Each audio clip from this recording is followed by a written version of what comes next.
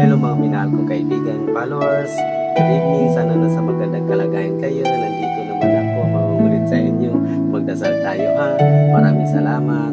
Sa ngalan sa Ama at sa Anak at sa Espiritu Santo. Amen.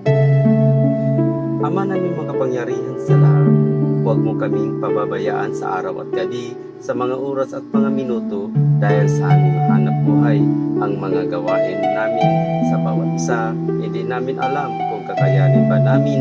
Kaya nga, Panginoon, bigyan mo kaming lahat ng malakas at tibay ng katawan para makayanan namin ang mga gawain. Panginoon, ipagkaloob mo sa amin ang aming kahilingan para sa kabutihan naming lahat at ang biyayang baguhin namin ang pag-awit ng himno ng kagalakan dahil sa iyong kadakilaan at walang hanggang awa ngayon at magpakailanman. Amin. Sa ngalan sa Ama at sa Anak at sa Espiritu Santo. Amen. Babay mga minahal kong kaibigan, followers. Good night. Salamat.